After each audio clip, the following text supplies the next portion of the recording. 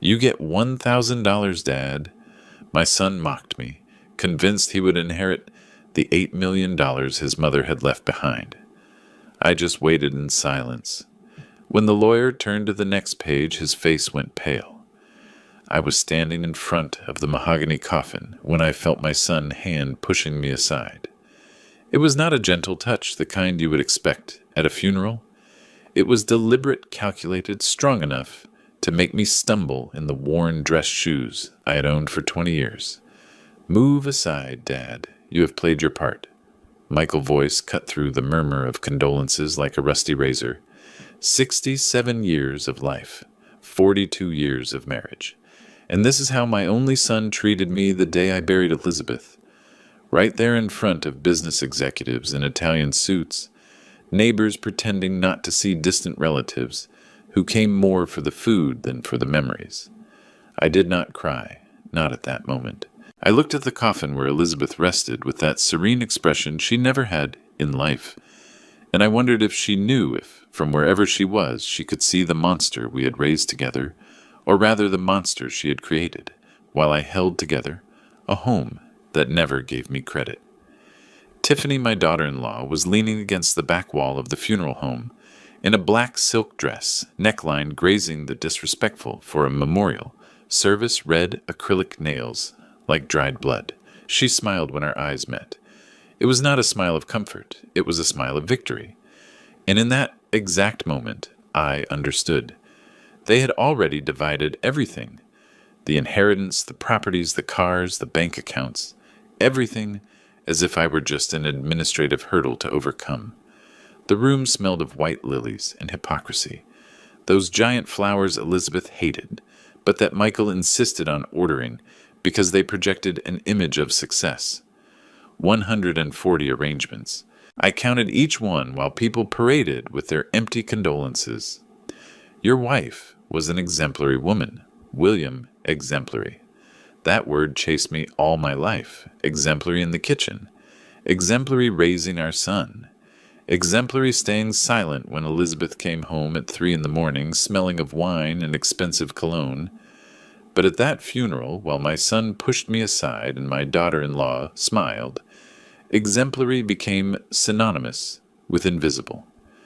The service was fast. Elizabeth was not religious, so the minister was brief, professional, efficient, like someone checking off another task of the day. Michael gave the eulogy. He spoke of a visionary mother, a brilliant businesswoman, a woman who built an empire from nothing. He did not mention my name once, not when he listed the important persons in her life, not when he thanked everyone who supported her. 42 years erased in 12 minutes of rehearsed speech. When they lowered the coffin, Michael threw the first rose, Tiffany the second. They waited for me to approach, but not to comfort me, but to ensure I did not cause a scene.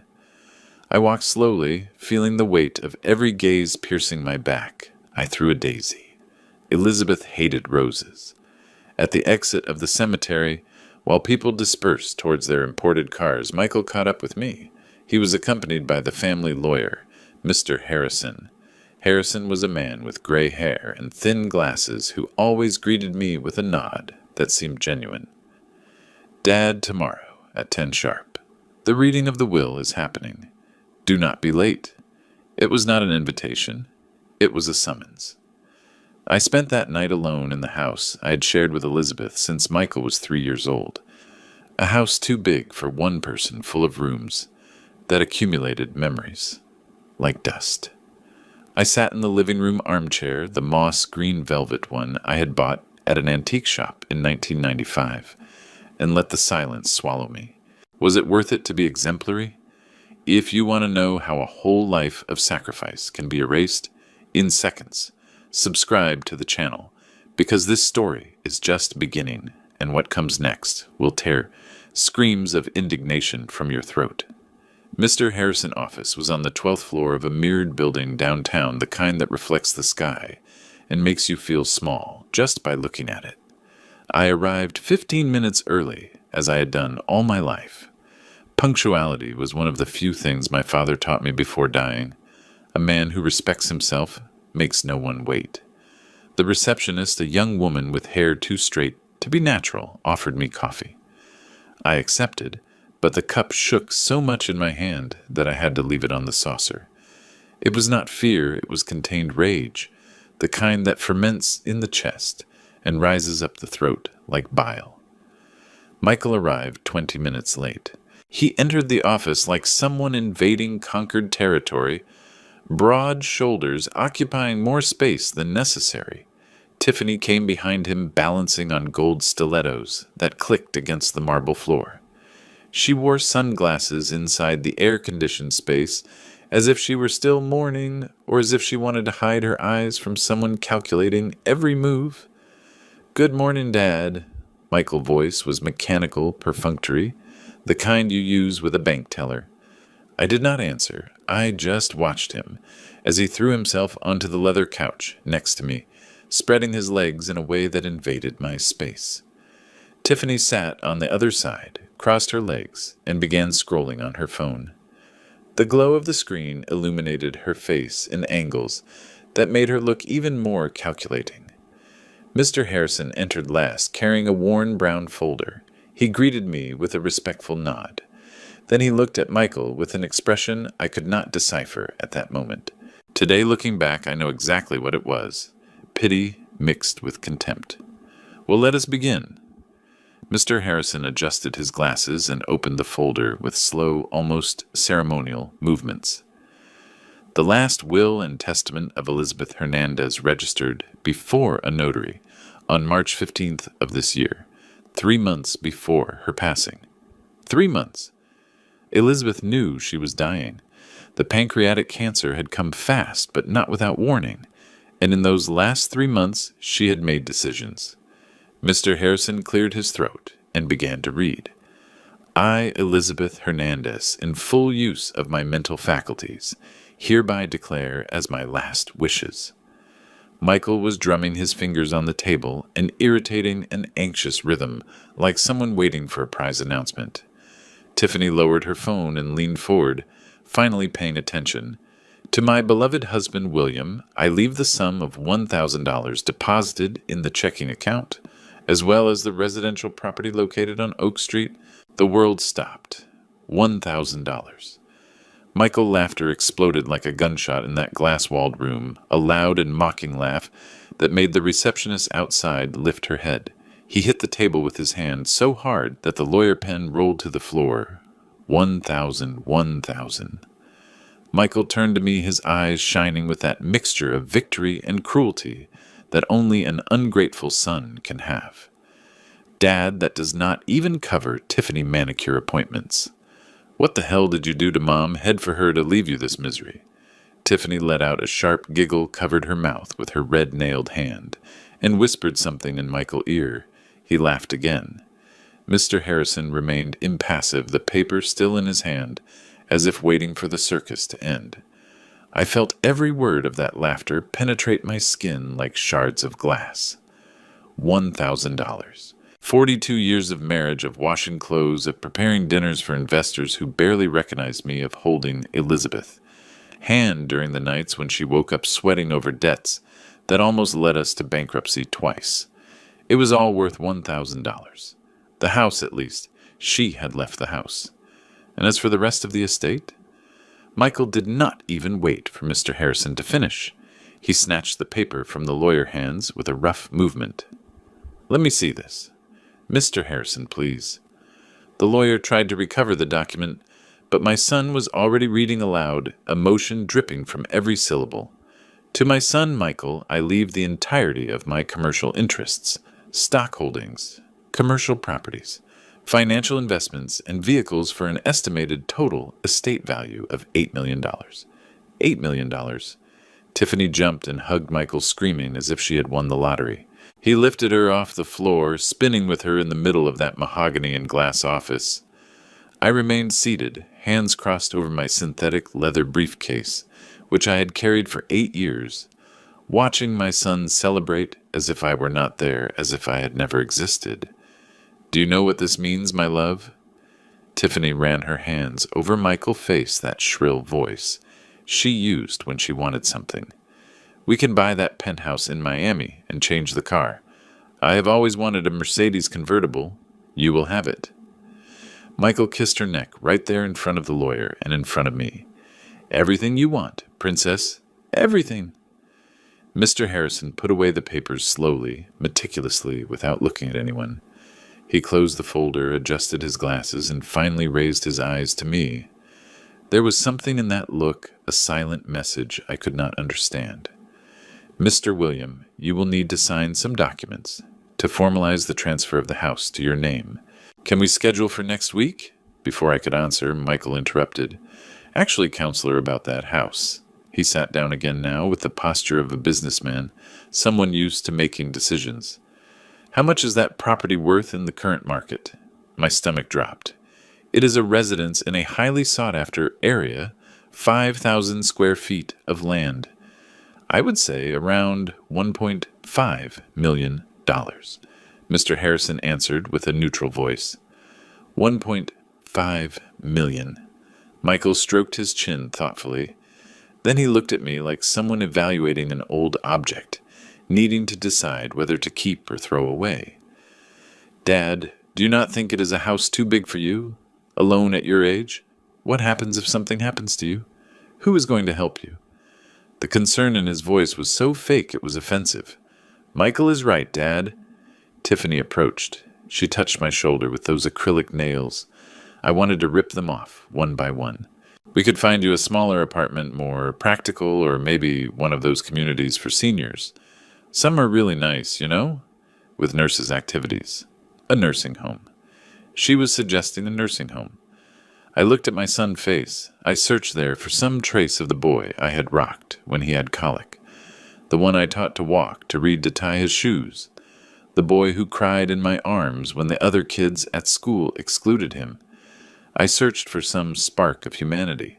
I found nothing, just the distorted reflection of a man who had learned from his mother that love is measured in dollars, and that I, in his eyes, was not worth more than 1,000. "I will think about it." My voice came out firm, surprising even myself. I got up from the armchair, grabbed my briefcase towards the door. Mr. Harrison accompanied me to the hallway. Before I entered the elevator, he leaned in and whispered, "William, do not sign anything without talking to me first. Nothing, do you understand?" I understand, but I still did not know why. I would only find out when it was too late for Michael to turn back. The days following the reading of the will were like living inside an emotional freezer. Michael did not call me again. Tiffany stopped pretending to be nice. It was as if I had officially become an item crossed off their priority list. But the house was still mine for now. I knew they would come back. People like Michael and Tiffany always come back when they want something. And the following Thursday, exactly at 11 in the morning, the doorbell rang with that insistent urgency of someone who does not accept being ignored. I opened the door and found myself face to face with both of them. Michael wore a charcoal gray suit I had never seen before, surely bought with the newly inherited money. Tiffany wore a beige linen outfit and carried an executive portfolio as if she were there for business. She was. "Hi, Dad. We need to talk." Michael entered without waiting for an invitation, his Italian leather shoes marking the hardwood floor I had waxed the day before. Tiffany followed him, her French perfume filling the air in a nauseating way. I closed the door slowly, mentally counting to 10, a technique I had learned from decades of swallowing insults. "Sit here, Dad. This is important." Michael pointed to the sofa, my sofa, as if he owned the house. I sat on the edge spine, straight hands in my lap. A posture my grandmother said belonged to a man who does not bend easily. Tiffany opened the portfolio and spread papers on the coffee table. Architectural plans, real estate appraisals, brochures of compact apartments in neighborhoods I had never heard of. "Look what we brought you." Her voice was too sweet, the kind of sweetness that precedes poison. Lovely apartments, furnished in complexes with 24-hour security. This one even has a recreation room for seniors. She pushed a colorful brochure towards me. A square building without personality, with tiny balconies and a pool the size of a bathtub. The kind of place where people go to disappear silently.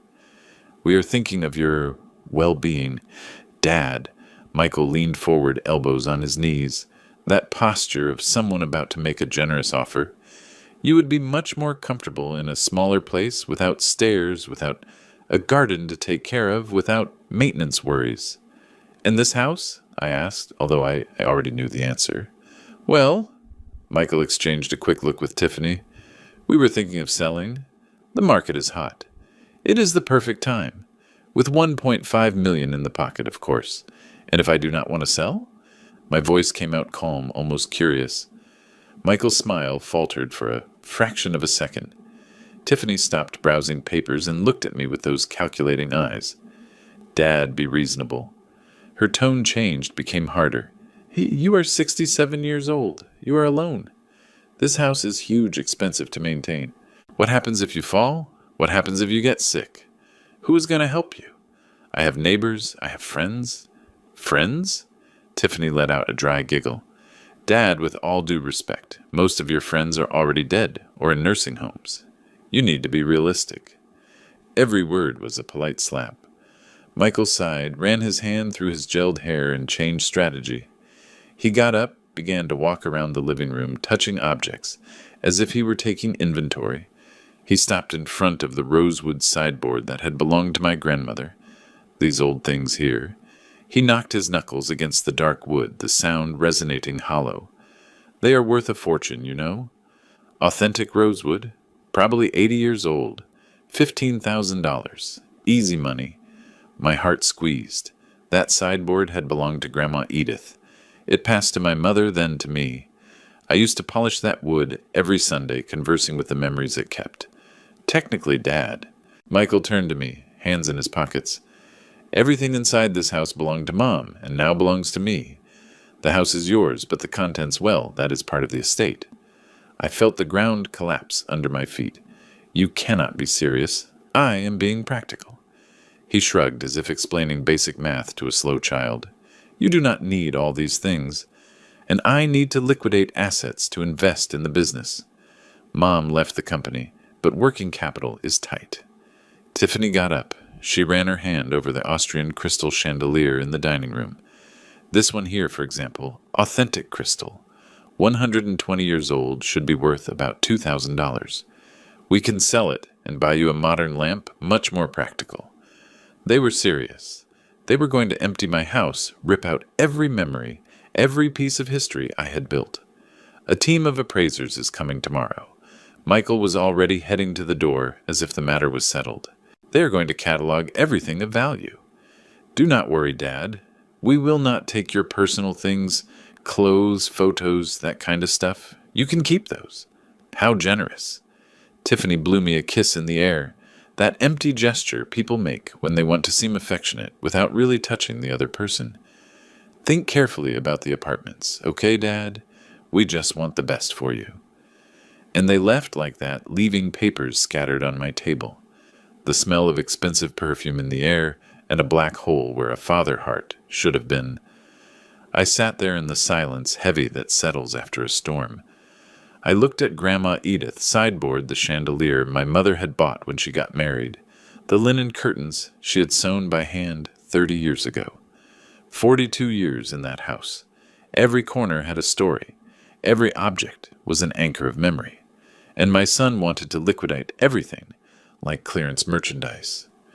It was then that the doorbell rang again. I got up slowly, legs shaking, expecting them to have returned to rip another piece of my dignity. But when I opened the door, I found Mrs. Patterson, my neighbor, with a pan of apple pie still warm in her hands. I saw those two leaving here with faces like vultures on the prowl. She entered without ceremony, put the pie on the kitchen table, and looked at me with those perceptive eyes of someone who had lived long and learned to read people. Tell me everything, William, and do not spare the details. And I told her. For the first time since Elizabeth died, I opened my mouth and let everything out. The humiliations, the $1,000 the plan to put me in a tiny apartment while they sold my life wholesale. Mrs. Patterson listened in silence, cutting generous slices of pie that neither of us touched. When I finished, she took off her glasses, cleaned the lenses with the hem of her blouse, and said the phrase that would change everything. William I was a lawyer for 40 years before retiring. And what your son is doing smells of coercion. Did you sign any power of attorney, any paper they gave you? No, not yet. Good. Do not sign anything, and give me the number of that Mr. Harrison right now. Mrs. Patterson took my phone and dialed. She spoke with the secretary. She identified herself as Attorney Carmen Patterson, legal advisor to Mr. William Hernandez. A half-truth she transformed into established fact, and demanded an urgent appointment. 20 minutes later, we were in her car, a 2010 Toyota Corolla, impeccably maintained, heading downtown. There is something very strange in this whole story, William. She tapped her fingers on the steering wheel, thinking, a woman like your Elizabeth does not leave her husband destitute like that, not after 42 years. Something was not said in that reading, and it was then that the first spark of hope lit up in the darkness. Maybe I was not as alone as Michael imagined. Maybe there was still a card up the sleeve that no one had played. That night, I could not sleep. I lay in the double bed that seemed too big without Elizabeth by my side, staring at the ceiling where a water stain formed the silhouette of a bird with spread wings. Elizabeth always said she would get it fixed. She never did. The memories came in waves, the kind you cannot control. 42 years pouring over me like cold rain at dawn. I met Elizabeth in 1983 at a college graduation party. I was 25 years old and in my third year of accounting, the first in my family, to reach higher education. My mother took sewing jobs to pay my tuition. My father had died when I was 12, leaving nothing but debts and a gold watch my mother never took off. Elizabeth was just starting in real estate. She had a rusty blue Datsun 3 mended dresses and an ambition that did not fit inside her chest. She looked at me from the other side of the crowded dance floor and said the boldest thing I had ever heard. You are going to marry me. You do not know it yet, but you will. And I did 6 months later. A simple ceremony at St. Michael Church with a 1-tier cake and a dress borrowed from her cousin. My mother cried with joy. You did it, son. You caught a hard-working woman. What she did not know, what no one knew, was that I dropped out of school 2 weeks before the wedding. Elizabeth had secured a plot of land in partnership with another investor. She was going to build her first building. She needed help with the paperwork, with the calculations, with the basic architectural plans. Just until the development gets going, William, then you can go back to school. I never went back. 3 months after the wedding, I found out Elizabeth was pregnant with Michael. She opened a bottle of cheap wine and toasted to the man of the house. It never crossed her mind it could be a girl. It was not. Michael arrived weighing 8 pounds red and screaming, crying every night as if he were angry about being born. Elizabeth's first development was a failure. Her partner disappeared with the money, leaving only debts and a labor lawsuit.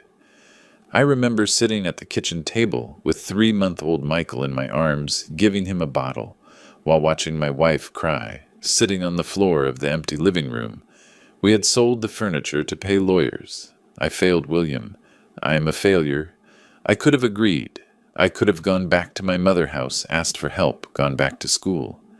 But I looked at that broken woman on the floor and made the decision that would define the next 40 years of my life.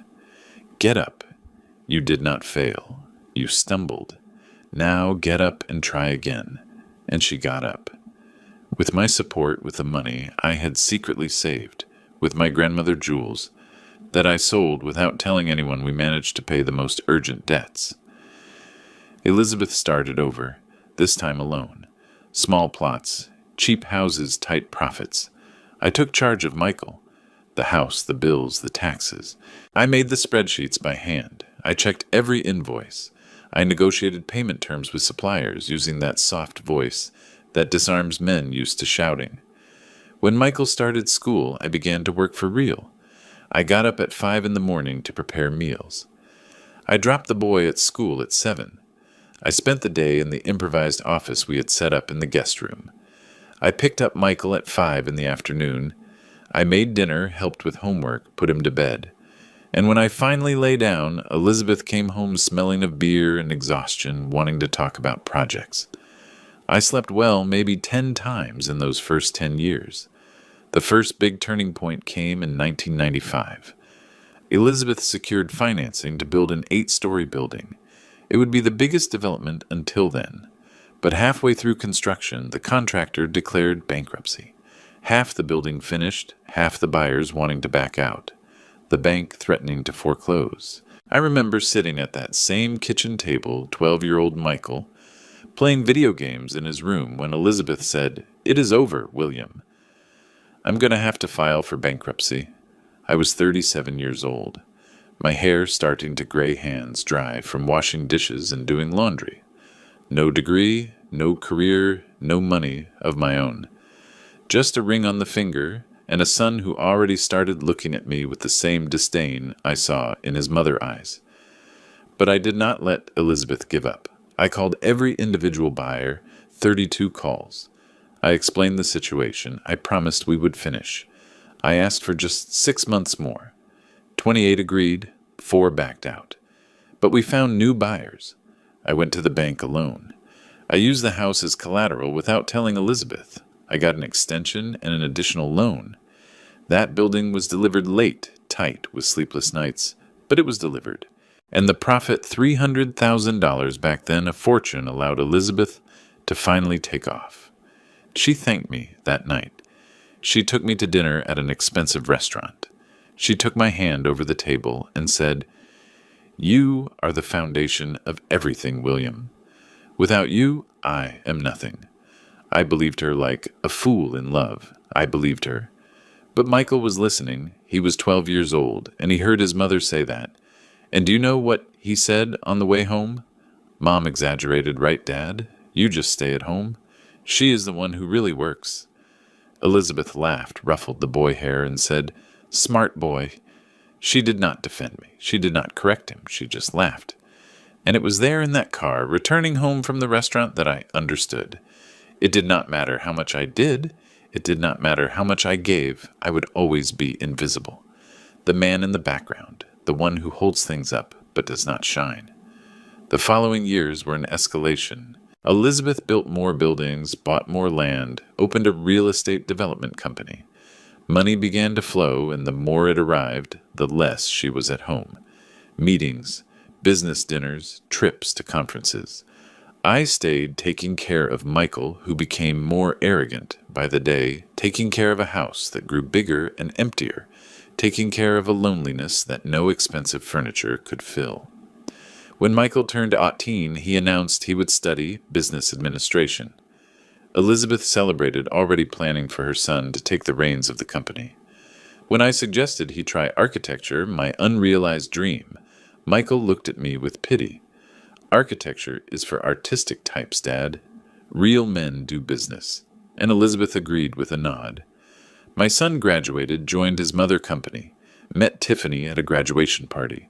She studied public relations, all groomed, all calculated. They married fast. Elizabeth paid for the wedding. 300 guests, seafood buffet, honeymoon in Paris. They did not consult me on anything. I just paid the bills, organized. The vendors chose the flowers. At the reception during the speech, Michael thanked his mother for everything she was. He did not mention my name. It was that night I understood I had raised a monster. Or rather, I had let Elizabeth raise a monster, while I fed the beast with my silence.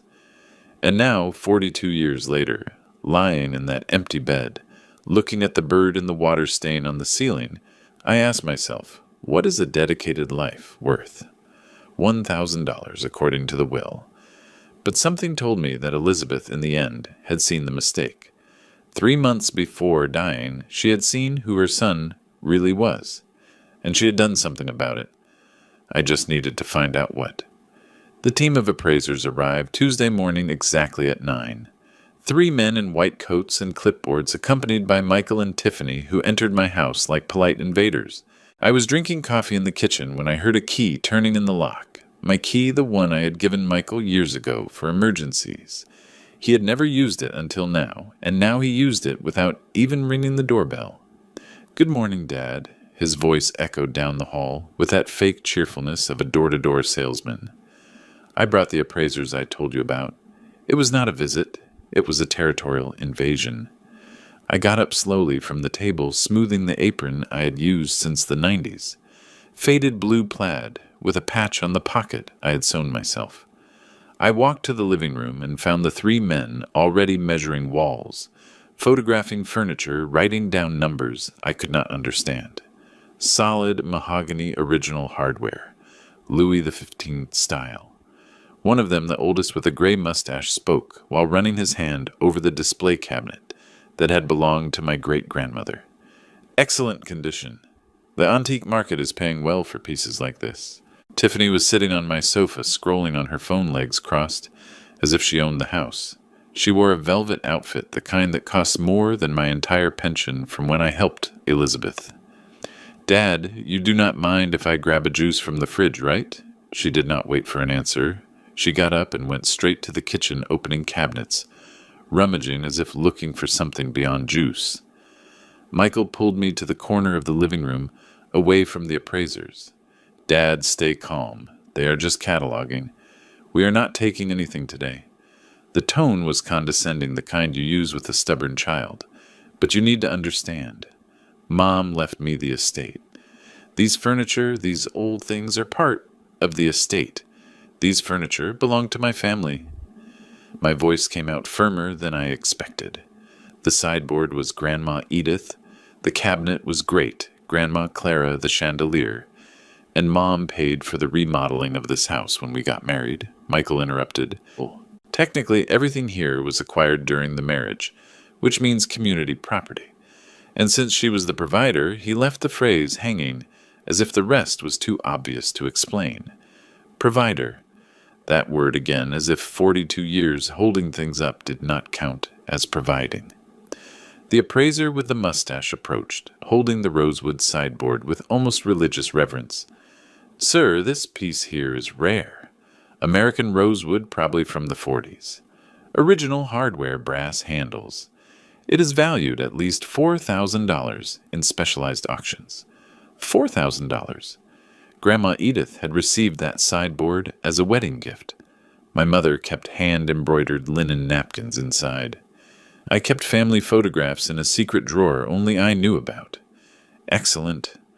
Michael clapped, rubbing his hands like someone closing a good deal. "Write it down. That goes straight to Sotheby." Sotheby. My grandfather, who was a carpenter and died without knowing how to read, would have the furniture he built with his own hands sold in an international auction house. And this chandelier, another appraiser pointed to the Austrian crystal chandelier in the dining room. Authentic Swarovski crystal, 120 years old, 15 original pendants. Estimated value between $3,000 and $5,000, depending on the buyer. My mother had saved 3 years to buy that chandelier. It was her dream to have something fine in the house. She died without ever dining under it. She passed away 2 months before installation. I lit that chandelier every Sunday and pretended she was there sitting at the head of the table, smiling proudly. That goes too. Tiffany appeared with a glass of orange juice, giving her opinion as if she had the right. "We will buy you a modern lamp, Dad. LED energy saving. Much more practical. Practical, efficient, modern. Words that erase history." The appraisers continued through the house like ants cataloging a colony. They photographed the bedroom vanity. It came from Sweden, which my father had given as a wedding gift to my mother. They measured the Venetian mirror in the hallway, an inheritance from an aunt I never met, but whose story my mother told every time we passed in front of it. They even appraised the wall clock in the kitchen, the pendulum one that marked the hours with a metallic sound that calmed me during sleepless nights. In total, this should easily bring $25,000 to $30,000, the main appraiser announced after 2 hours of inventory. Guaranteed market. People pay good money for other people's sentimental memories. Other people, sentimental memories. As if mine were worth nothing. Michael signed the appraisal papers with a Mont Blanc pen, another new purchase with his dead mother money. He put the copies in his executive portfolio and turned to me with a smile that was supposed to look reassuring, but only looked predatory. Dad, next week I will send a truck to pick up the pieces. I leave you the basic furniture, bed, sofa, table, the essentials. He touched my shoulder, and it took all my self-control not to pull away. And with the money from the sale, I'm going to deposit $500 a month in your account, besides the $1,000 Mom left. See? You're going to have plenty of money. $500 a month. He was going to sell $30,000 in memories and give me $500 monthly as charity. And there is one more thing. Tiffany approached, holding a silver picture frame from the bookshelf. It was our wedding photo, Elizabeth and I, young and smiling, full of future ahead. This is sterling silver, 1925. Right, Dad? Must be worth about $700. She began to take the photo out of the frame. Something inside me broke. No. My voice came out low but firm like reinforced concrete. Tiffany stopped the photo still in her hand, looking at me with surprise, as if she did not expect furniture to speak. What do you mean? No, Dad. Michael frowned. They are not taking this. I snatched the picture frame from Tiffany's hands with a quick movement that surprised even me. Not Grandma Edith's sideboard, not my mother's chandelier, nothing that holds my family history. Dad, you are being irrational. Irrational? My voice rose for the first time in 42 years of marriage and 20 years of early widowerhood. Irrational is you two entering my house without permission. Irrational is inventing that you have rights over things that are mine by blood, inheritance not by notarized paper. The silence that fell was heavy, like molten lead. The appraisers exchanged uncomfortable looks. One of them began to pack his clipboard, signaling he wanted to get out of there as fast as possible. Michael took a step forward, jaw clenched, eyes narrowed. I recognized that expression. It was the same one Elizabeth wore when contradicted, the same one that preceded. Shouts, fists on the table-slammed doors. Are you going to obey me? He spoke slowly, every word weighing a ton. Because I am the owner of this estate, and if you do not cooperate, I have very good lawyers who are going to prove in court that these furniture pieces are part of Mom's assets. Then prove it. I heard my own voice, but it seemed to come from another person, a person tired of being trampled. Go to court, bring your lawyers, but until then, nothing leaves this house without my authorization, and I do not authorize it. Tiffany snorted, rolling her eyes. Michael, let us go. Let your dad have his sick attachment to his old things. We will fix it with Mr. Harrison. Harrison? They left, slamming the door. The appraisers followed quickly, relieved to escape the battlefield. I remained alone in the living room, still holding the silver picture frame, shaking from head to toe. Not from fear, from rage. 42 years swallowing insults, accepting crumbs, being the exemplary man who never complained. But there was a limit, and they had just crossed it. That same afternoon, Mrs. Patterson appeared at my door with a thermos of coffee and that determination of someone who does not accept no for an answer. She was 70 years old, white hair cut short, red-framed glasses, and an upright posture that defied gravity and time. I saw the circus they set up here this morning. She entered without ceremony, went straight to the kitchen, and poured 2 cups of coffee. 3 men in lab coats, your son leaving with a face like he bit a lemon. Tell me. And I told her everything. The appraisers, the furniture, the humiliation of seeing my own history quoted like flea market merchandise. Mrs. Patterson listened in absolute silence, nodding at the right moments, her eyes alert behind the thick glasses. When I finished, she took off her glasses. She cleaned them with the hem of her blouse, a habit I already knew meant she was processing important information, and looked at me seriously. William, there is something very strange in this whole story. Very strange. She drummed her fingers on the table, thinking. I was a lawyer specializing in family law for 40 years. I have seen everything. Spouses hiding assets, children forging wills, couples being manipulated. But this, she pointed at me, this smells of coercion and financial abuse. But the will was read by Mr. Harrison. It is legitimate. It was read. Mrs. Patterson got up. She began to walk around the kitchen, as she used to do in court, when building a line of reasoning.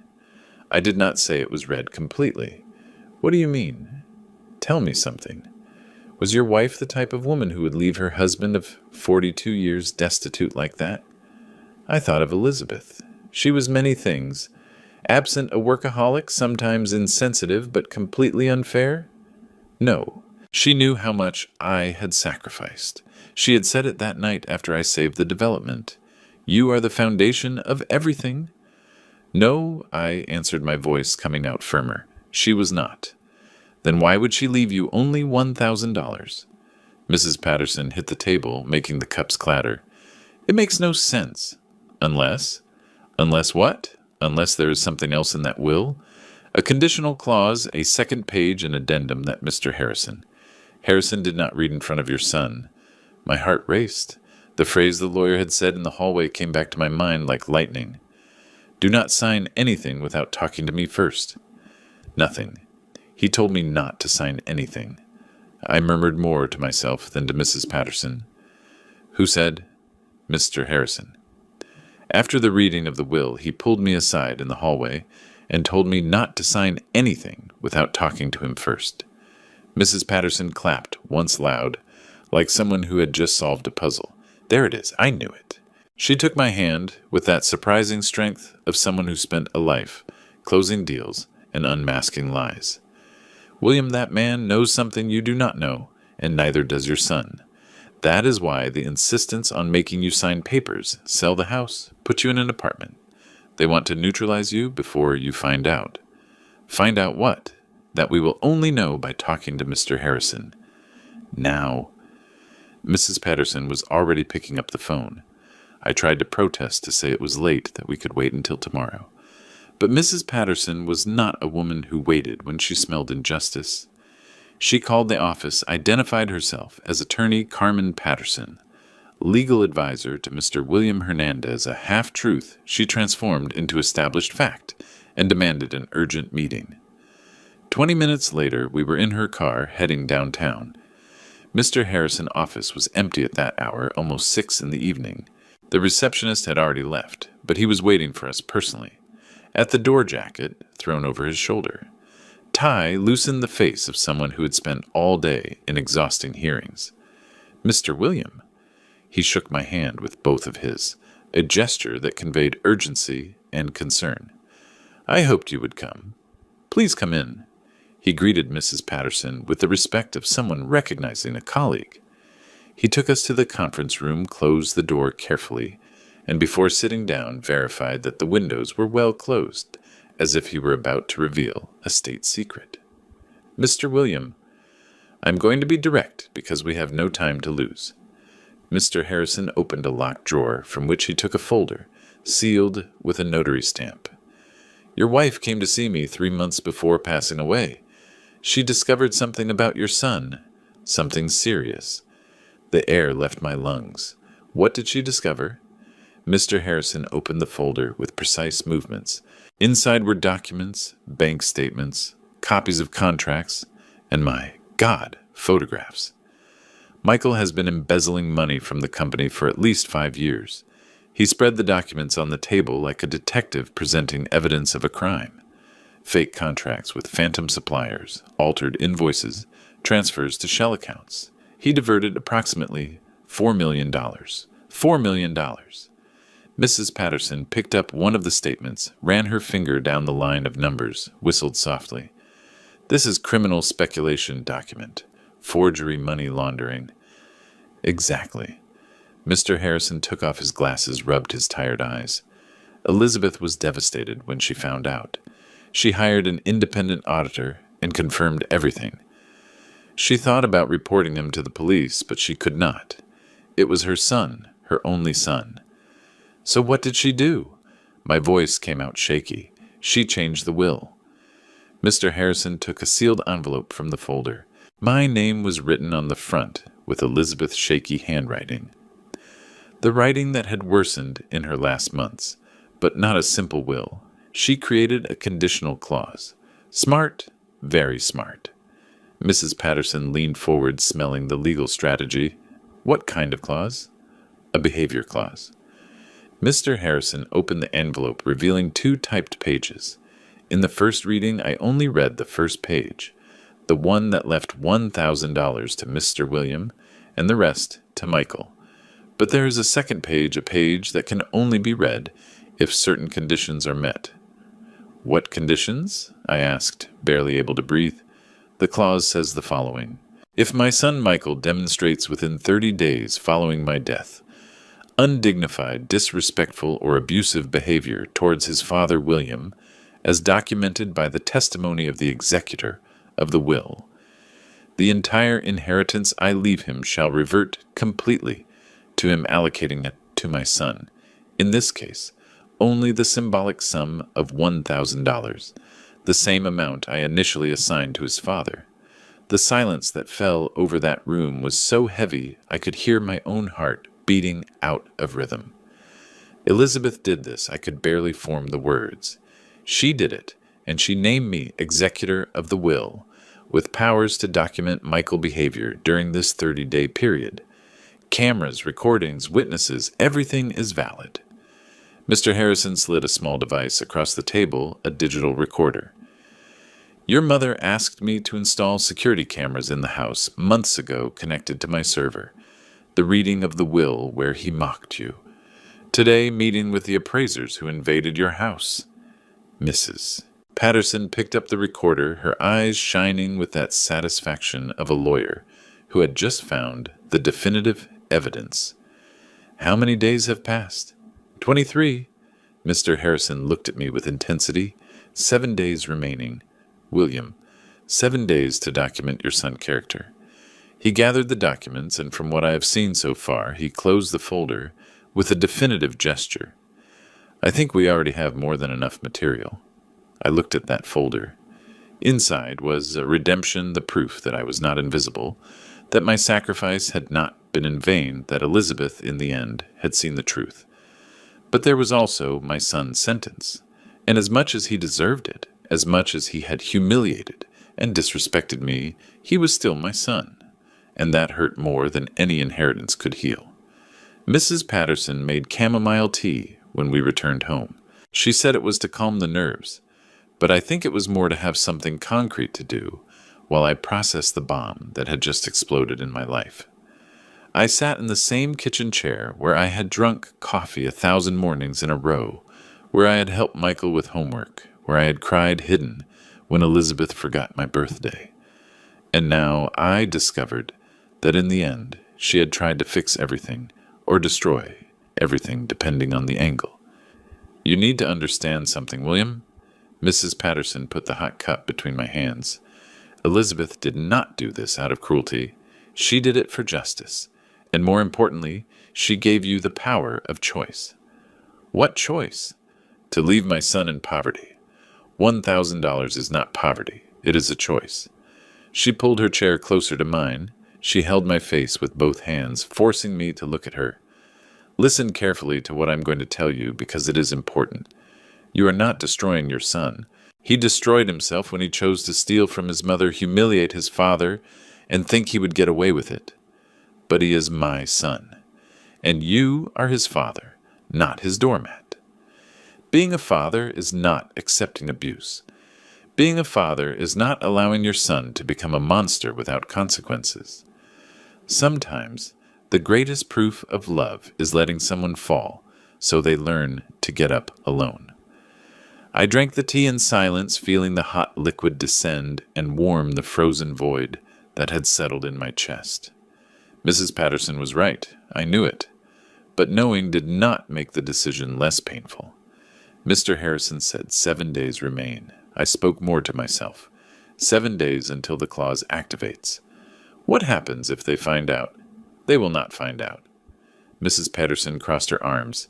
Strategist mode activated. You are going to act normal. If Michael calls answer. If he shows up here, receive him. Let him continue hanging himself with his own rope. I do not know if I can pretend. You do not need to pretend. Just be yourself, the man who survived 42 years of invisibility without losing his dignity. Mrs. Patterson squeezed my hand. If at any moment you waver, call me, no matter what time. She slept in the guest room that night. She said it was because it was too late to drive, but I knew it was to keep me company to make sure I did not fall apart alone with the weight of that truth. The following days were the strangest of my life. Michael called twice, one to say he had solved the furniture problem with the lawyer and I did not need to worry, another to let me know he had found a perfect apartment for me in a community for seniors. You have a recreation room, Dad, and craft classes. You will love it. Crafts. As if I were a senile old man who only served to pass time with his hands. I swallowed my rage, thanked him politely, and hung up. Mrs. Patterson, who was by my side, took notes in a little notebook. Day 25.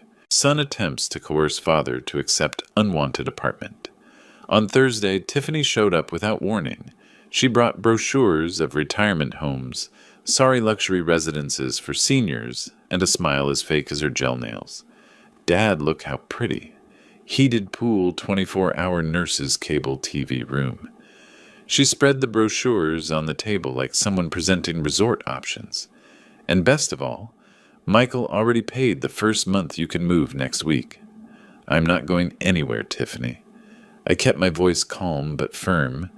She blinked confused as if not processing the possibilities of receiving a no. But Dad, we already closed the deal. They are going to lose the deposit. If you do not go, then let them lose it. I went back to washing dishes, deliberately turning my back on her. I did not ask. I did not authorize. And I am not going. I felt her rage radiating against my back. She stood there a few seconds, breathing hard before picking up the brochures with rough movements. You are ungrateful. Michael only wants the best for you, and you are being ridiculous with this stubbornness. Her voice went up an octave. But that is fine. When you fall alone in this old house and lie on the floor for days without anyone helping, you do not come crying. She slammed the door so hard that the wall clock stopped for a few seconds before working again. Mrs. Patterson, who had listened to everything from the bedroom, appeared with her phone in hand. Veiled. Threat. Psychological coercion. Attempt. Of abandonment. Of elderly person? She smiled with grim satisfaction. Mr. Harrison is going to love this. On Saturday, with 3 days remaining for the deadline, Michael showed up with papers. Many papers. They were powers of attorney authorizations, property transfers, everything disguised in complicated legal language that a common person would not understand. Dad, I need you to sign these, just inventory paperwork. He put the documents in front of me, offering an expensive pen. Mr. Harrison sent them civil registry stuff, you know how it is. I took the papers, read slowly, every line, every paragraph. And there, hidden on page 3, under the innocent title, Assignment of Hereditary Rights, was the trap. I would be renouncing any future claim on Elizabeth Estate. Mr. Harrison sent this. I looked him in the eye. Yes, I spoke with him yesterday. A lie. Mr. Harrison had called me last night to say that Michael had tried to schedule an appointment, but had invented an excuse of being out of town. I'm going to read it carefully, and then I sign. I put the papers away. Dad, it is urgent. It needs to be today to present it on Monday. Then it will have to wait until Monday. I closed the folder, crossed my arms. I do not sign anything without reading it well. I saw his jaw lock, his nostrils flare. His eyes darken in that way Elizabeth got when she was contradicted. You are challenging me? His voice came out low, dangerous. I am exercising my right to read what I sign. Do you know what your problem is? Michael got up abruptly, the chair scraping the floor. You never knew your place. You always believed you had the right to have an opinion, to decide, to have a voice. But the truth is, you were always that, nothing more. Elizabeth husband. And now that she is dead, you are nothing. Every word was a precise slap. Nothing, he repeated, savoring the cruelty. Do you think you built something? That you helped with something? You were the luxury housekeeper, Dad, the one who cooked, cleaned, and stayed silent, while real men brought the money. I remained still. Not even Mrs. Patterson, who had come down when she heard the argument, dared to interfere. So I am going to tell you in a way even you understand. Michael leaned close to my face. Either you sign those papers, or I sue you for obstruction of probate proceedings. And believe me, I have very, very good lawyers. Lawyers who are going to prove that you do not have mental capacity to manage assets. They are going to commit you by force if necessary. He leaned even closer. You are going to end your days drooling in a third-rate nursing home, taking controlled medications and watching soap operas. Is that what you want? The silence that followed was cutting like broken glass. Then for the first time in 67 years, I smiled at a threat. I smiled because I knew what he did not know. I smiled because only 3 days remained. I smiled because every word of that speech was being recorded by the device Mr. Harrison had discreetly installed in the living room lamp. Do you know what, Michael? My voice came out calm, almost gentle. You are absolutely right. I never knew what my place was because my place was never under anyone's feet. I took the papers and tore them slowly, one by one. Now get out of my house and only come back when you learn that respect is not inherited. It is earned. Michael left my house that Saturday with a hatred so palpable I could taste the bitterness of it in the air. This time he did not slam the door. He just left in silence, and that silence was much more terrifying than any scream. Tiffany was waiting for him in the car looking at her phone. I saw through the window when he got in, hit the steering wheel twice, and sped off tires, screeching on the asphalt. She turned to look at my house, and even from the distance I could see the smile. It was not a smile of victory. It was the smile of someone who was planning something. They are going to come back. Mrs. Patterson was by my side, watching the car disappear around the corner, and they are going to come back with everything. I know. 3 days remaining, William. 3 days until the deadline of the clause. Can you hold on? I looked at that woman I barely knew 2 weeks ago and who was now my only real ally in this silent war. Mrs. Patterson had lit a light in a corridor I thought ended in complete darkness. I am going to hold on. My voice came out firmer than I felt, because I have no choice. But in reality, for the first time in a long time, I did have a choice, and I was choosing not to bow. That same night, Mr. Harrison appeared discreetly through the back door. He brought a laptop and a serious expression that made his face look like a familiar crime scene. William, I need you to see this. He opened the computer on the kitchen table, adjusted his glasses, and pressed play. The screen showed my living room, a discreet angle, captured by the hidden camera in the lamp. And there was Michael, in high definition, saying every poisonous word he had spat hours before. You were the luxury housekeeper, Dad, the one who cooked, cleaned, and stayed silent while real men brought the money. Hearing it a second time did not hurt less. But this time there was a layer of distance, as if I were watching someone else's story. A man who had been humiliated too long. I also have recordings of the reading of the will, the meeting with the appraiser's Tiffany visit with the nursing home brochures. Mr. Harrison ran his fingers over the trackpad, showing folder after folder of audio and video files. 27 days of documentation, 27 days of your son proving exactly the type of character your wife feared he had. Elizabeth knew. She knew. Mr. Harrison closed the laptop carefully like someone closing a coffin. The financial diversions were the straw that broke the camel back. But Elizabeth had been observing her son's behavior for years. The arrogance, the contempt, the lack of empathy. She told me something I will never forget. Counselor, I raised a monster, and now I need to ensure that monster does not destroy the only person who was always by my side. Tears came without asking permission. They were not tears of sadness. They were tears of validation, of finally being seen by someone who mattered. Mrs. Patterson hugged my shoulder, squeezed hard. 3 days remaining. Mr. Harrison put the laptop in his bag. Monday. 30 days will have passed since Elizabeth's death. I've called a new meeting at the office for a supplementary reading of the will. Michael. He does not know what it is about, but he is going to attend. I sent the official summons through the civil registry. He has no choice. And if he suspects? The lawyer allowed himself a discreet smile. He thinks this meeting is for you to finally sign the inheritance waivers. I left it implied in the summons. He is going to arrive confident, victorious, and he is going to leave destroyed. Mrs. Patterson completed without a shred of pity in her voice. Sunday, the day before the final meeting, the house was strangely silent. Neither Michael nor Tiffany made contact. No calls, no surprise visits, nothing. It was the calm before the storm, and I could feel the electricity in the air.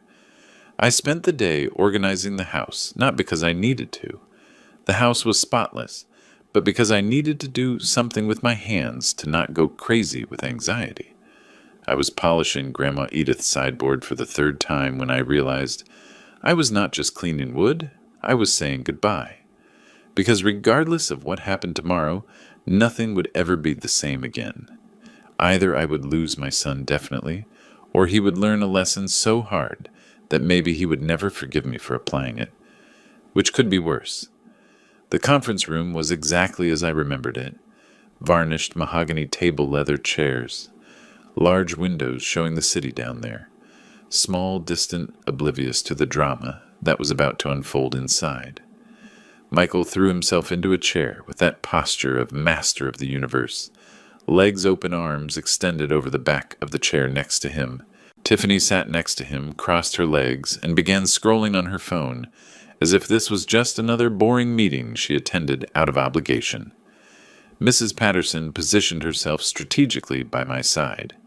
Mr. Harrison went to the door. He closed it with a discreet click that made Michael raise an eyebrow, but he said nothing.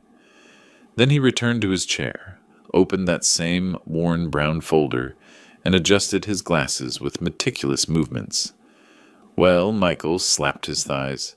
Impatient, let us finish this. I brought new documents for my dad to sign, simpler this time without complicated legal jargon. He pushed a folder across the table in my direction.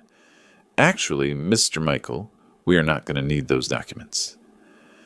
Mr. Harrison did not even look at the folder. Today's meeting has a different purpose. Silence. Michael blinked, confused. Tiffany lowered her phone. What do you mean by different purpose? Her voice had lost some of its arrogance.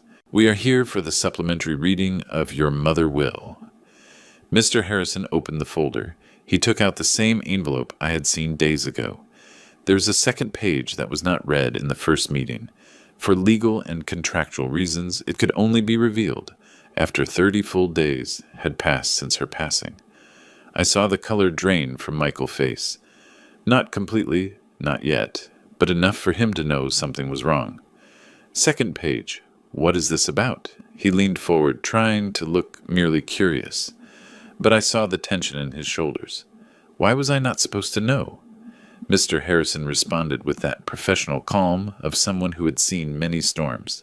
Your mother registered this additional clause 3 months before passing away, with express instructions that it only be revealed after a period of observation.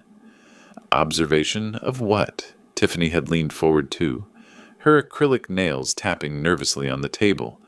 Of the behavior of Mr. Michael Hernandez towards his father. The temperature of the room dropped 10 degrees. Michael let out a short, uncomfortable laugh. Behavior? What the hell does that mean? Mr. Harrison did not answer. He just began to read, his voice firm and clear without emotion. Additional clause to the last will and testament of Elizabeth Hernandez. Considering that I have reasons to believe that my son might not treat his father with the respect and dignity he deserves after my passing, I establish the following. If it is proven through appropriate documentation gathered by the executor of the will that Michael Hernandez demonstrated undignified, disrespectful, coercive, or abusive behavior towards William Hernandez within 30 days following my death, the entire inheritance I leave him shall revert completely to my husband. Deafening silence. To my son in this case shall correspond solely the symbolic sum of $1,000. The same that I initially assigned to his father, as a reminder that respect and dignity are not inherited, they are earned. Michael jumped to his feet, the chair almost tipping backward. "This is ridiculous." The scream echoed off the walls. "This cannot be legal. It cannot be valid. It is completely legal." Mrs. Patterson spoke for the first time, her lawyer voice cutting the air like a sharp blade. "Wills can contain conditional clauses, and this was drafted, executed, and registered before a notary, with all necessary formalities." Undignified behavior. Michael ran his hands through his hair. He was beginning to sweat. Who defines what is undignified behavior? That is too subjective. Not when there is documentation. Mr. Harrison turned on the laptop that was on the table. "According to instructions left by your mother, I was named executor of the will, with powers to observe and document your interactions with Mr. William during the 30-day period. You spied on me." Michael's voice went up an octave. "Documented?" Mr. Harrison corrected, pressing play. The first scene that appeared on the screen was from the reading of the will. Michael laughing, mocking the $1,000 they left me. The words echoed through the room again, now amplified by the speakers. 1,000? That does not even cover Tiffany manicure appointments. Tiffany sank into her chair, pale. The video continued. The meeting with the appraisers, Michael cataloging my furniture like merchandise, Tiffany visit with the nursing home brochures, and finally the scene from Saturday. Michael calling me luxury housekeeper, saying I was nothing threatening to have me committed by force. Every word, every gesture, every expression of contempt documented in high definition. When the video ended, Michael was white as paper. Tiffany had her hand over her mouth, eyes wide open. 27 days of documentation. Mr. Harrison closed the laptop. 27 days of behavior that characterizes according to legal analysis I requested from 3 independent specialists: psychological abuse, coercion attempt, of misappropriation of assets, and threat of illegal imprisonment. I was angry. People say things when they are angry. Michael was desperate, now his hands shaking. That cannot count. I did not know you were recording me. Exactly. Mrs. Patterson got up, approached the table with the posture of the prosecutor. She once was. You did not know. So you revealed who you really are when you think no one is watching. And that is what your mother wanted to discover. Not the son who pretended to be in front of her, but the man he had become when he thought there were no consequences. Michael turned to me, and for the first time in a long time, I saw real panic in his eyes. Dad, you are not going to allow this to happen, right? I am your son. I was just stressed by Mom death. You know how it is? It was not personal. He was begging now, his voice breaking. Please, you cannot do this to me. I looked at that 40-year-old man, sweating cold, desperate pleading, and I did not see my son. I saw a stranger who had learned all the wrong lessons in life. You are right, Michael. I cannot do this to you. My voice came out calm, serene. You did it to yourself. No. He hit the table. I am going to sue. I am going to annul this ridiculous will. I have rights. I am an only child. You can try. Mr. Harrison gathered the documents with irritating tranquility. But you are going to lose, and you are going to spend the $1,000 you will have left on legal fees. Your decision. Tiffany got up, grabbing her bag. Michael, let us go. We are going to fix it with other lawyers. Real lawyers. She threw a poisonous look at Mr. Harrison. But Michael did not move. He was looking at me with an expression that oscillated between hatred and disbelief, as if he could not process that the invisible man he had trampled all his life had just flipped the game. How many years, Dad? His voice came out broken. How many years did you spend waiting for this? Planning to destroy me? I did not plan anything, Michael. Your mother planned. I just let you show who you really are. I got up, grabbed my briefcase. And if it serves as consolation, I hope those $1,000 teach you more about dignity than $8 million ever would have. I walked towards the door. Mrs. Patterson unlocked it. She opened it for me. Before leaving, I turned one last time. Michael was still sitting, head in his hands. Tiffany was on the phone, probably already calling lawyers, calculating if there was still any way to save the money, and I felt nothing. Neither joy for the victory, nor sadness for the loss. Just a strange emptiness where a father love should have been. Maybe that was what it meant to finally be free. The 3 months following that morning in Mr. Harrison's office were an emotional roller coaster I was not prepared for. Michael tried to challenge the will as promised. He hired a lawyer who promised him miracles in exchange for his last savings. But Mr. Harrison was right. They had no case. The clause was solid, the documentation irrefutable, and 3 independent experts confirmed that the recorded behavior characterized psychological abuse. The judge, a woman with gray hair with the tired eyes of someone who had seen too much family ingratitude, denied the appeal in the first instance. Michael appealed, lost again. It cost him exactly $14,700 in legal fees. He had $300 left from what his mother had left him. Tiffany abandoned him the second week after the court decision. There was no farewell letter, there was no drama. She simply packed her suitcases while he was at the lawyer office, took the jewelry he had given her, the car that was in her name, and disappeared. She left a note stuck to the refrigerator with 3 words. It was fun while it lasted. I found out about this through Mrs. Patterson, who found out from the gossip of the building where Michael lived, who coincidentally was the cousin of one of her former clients. Female information networks are more efficient than any intelligence service. I felt neither pity nor joy, just a cold realization. He had chosen a woman who loved him for what he had not, for who he was. And when the having ran out, the being was not enough. As for me, for the first time in 67 years, I needed to discover who I was, when I was not being defined by someone else. I was no longer Elizabeth husband. I was no longer Michael father. I was just William. And William needed to reinvent himself. The first thing I did was renovate the house, not because I needed to, the structure was solid, but because I needed it. I hired a young designer, a girl with big glasses and hair dyed electric blue, who listened to me for 3 hours before drawing a single line. "You want to transform memories into new beginnings?" she had said, looking at the rooms with eyes that saw possibilities. "Let us do it."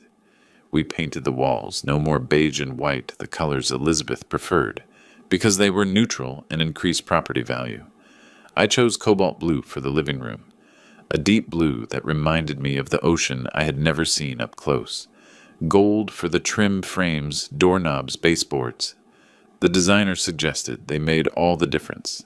The kitchen received Portuguese tiles in yellow and orange tones, colors that seemed to hold sun inside the house, even on cloudy days. Grandma Edith's sideboard stayed in the same place, but now restored, refinished, shining with renewed dignity. My mother's chandelier was cleaned, piece by piece, every crystal pendant polished until it reflected light like little stars. And where our wedding portrait used to hang Elizabeth and I, young and full of illusions, I put a photograph of myself at 25 before marriage, when I still dreamed of being an architect. That young man in the portrait had bright eyes. I had forgotten I was once like that. At 67, I enrolled in the open program at the University for Seniors, not to complete the architecture degree. That dream had been left behind, and that was fine. But I took a course in art history, another in urban gardening, and a third on civil rights that Mrs. Patterson insisted I take. "You never know when you are going to need it," she had said with that knowing smile. I made real friendships, not the superficial friendships of a businesswoman husband where you smiled at dinners and never revealed anything true, but friendships of people who recognized themselves in pain and overcoming. Men like me who had spent decades being invisible and were learning to occupy space. Henry's 71 widower of a doctor who cheated on him openly and left half the inheritance to her lover. Robert, 65, divorced after discovering his wife had a second family in another city. James, 69, who never married, because he took care of his sick father until he died, and when he was finally free, he was too old to start. We met every Tuesday afternoon in my cobalt blue living room. We drank tea in cups I had bought especially for this fine porcelain with gold details, and told our stories. We laughed, we cried. We reconstructed our narratives in a way that made sense to us, not to the women who defined us. I planted a garden in the backyard. Roses, jasmine, lavender flowers that Elizabeth never allowed because they attract bees and require work. Now the bees came and the work was mine. And there was something deeply satisfying about getting hands dirty and seeing something beautiful grow from my care. 6 months after the meeting in Mr. Harrison's office, Michael appeared. He did not warn he was coming. He just rang the doorbell on a Saturday morning, and when I opened the door, I almost did not recognize him. He had lost weight. His beard was unshaven. His clothes were simple, a faded t-shirt, worn jeans. Nothing like the Italian suits and leather shoes. "Hi, Dad." His voice came out hoarse as if he had not used it much lately. "Michael." I did not invite him in, not yet. We stood there on the threshold, an uncomfortable silence stretching between us like old gum. "Hey." He swallowed hard. "I needed to talk to you." "Then talk." He looked around the empty street, his feet anywhere but at me. "I got a job at an accounting firm, administrative assistant, minimum wage and a half." A pause. "It is humiliating. Me, who was a company director, now I file papers and make coffee for people who earn less than what I used to spend on meals." Wait, I was not going to make it easy for him. "It is honest." He took a deep breath. "And at the end of the day, when I lie in bed in the tiny apartment I share with 2 other guys, at least, I sleep without feeling like I stole from someone. Something moved in my chest, small, cautious. It was not forgiveness, not yet, but maybe it was the beginning of something similar. Why did you come here, Michael?" Finally he looked at me, and I saw in his eyes something I had never seen before, genuine shame. "Because I spent 6 months blaming you, blaming Mom, blaming the world, and this morning I woke up and realized the only guilty one was me." His hands were shaking. "I was a horrible son, not just ungrateful, I was cruel, and you did not deserve any of that." Tears began to roll down his face. They were not manipulative tears. I already knew those. These were tears of someone who finally saw the monster in the mirror. I did not come to ask for forgiveness, because I know I do not deserve it. And I did not come to ask for money, because I learned that money I did not earn is worth nothing.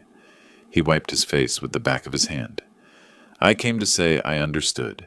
I understood the lesson, and I am going to spend the rest of my life trying to become the son you deserve to have." I remained in silence for a time that seemed eternal. Then I stepped aside. "Come in, I am going to make coffee."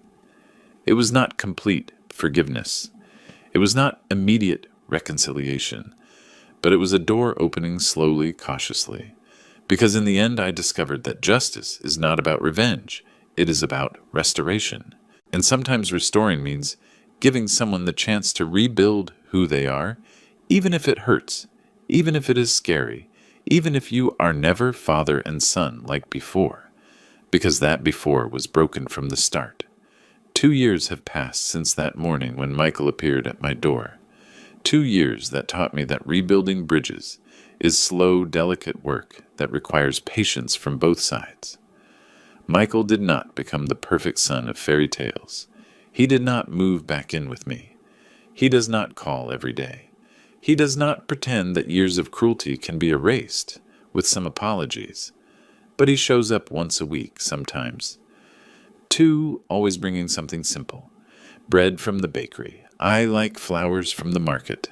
Or simply his presence. We talk for real now.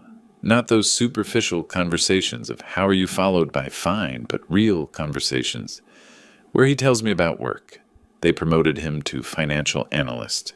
He earns enough now to have his own apartment, small, but his. And I tell him about my classes, my gardening projects, the friends who became my new family. Once he looked at the cobalt blue wall of the living room and said, "It looks pretty. I never imagined you liked these vibrant colors." Neither did I answered, pouring the coffee. I spent 42 years without knowing who I was, beyond husband and father. I am discovering it, little by little. He stayed quiet a moment, stirring the sugar in his coffee with slow movements. I'm sorry for stealing that from you. His voice came out small. You did not steal Michael, I gave it away, that is the difference. I sat in the armchair opposite the one that is now my favorite. Emerald green velvet bought in a vintage furniture store. I learned that no one can make us invisible without our permission. I chose to disappear because I thought that was what a good husband, a good father did. I was wrong. It was the most honest conversation we had had until then. On my 70th birthday, Michael had already turned 42. He showed up with a carefully wrapped gift. When I opened it, I found a rosewood picture frame clearly handmade with simple but careful carvings. I made it in a woodworking class, he explained, blushing slightly. I thought, well, you always valued things that carry history, so I wanted to start creating new stories. Good ones. Inside the frame was a photo of us taken 3 weeks before in the garden. Me watering the lavender, him in the background helping to prune the roses. Both smiling. Not posed smiles, real smiles. The kind that happens when you are simply living a good moment. Thank you, son. And this time, the word son did not hurt. Mrs. Patterson continued to be my anchor. We had dinner together at least twice a week, alternating between my house and hers. She had started dating a 75-year-old widower, whom she met on a Caribbean cruise we went on together. Something I would never have done alone, but that Mrs. Patterson insisted we needed to experience. William, we spent all our lives taking care of everyone. It is time to take care of ourselves. She was right. The cruise was liberating. Seeing the ocean for the first time at 68 made me understand how many things I had stopped doing while I was busy being useful to others. The Tuesday friends, Henry Robert and James, became confidants, brothers I chose.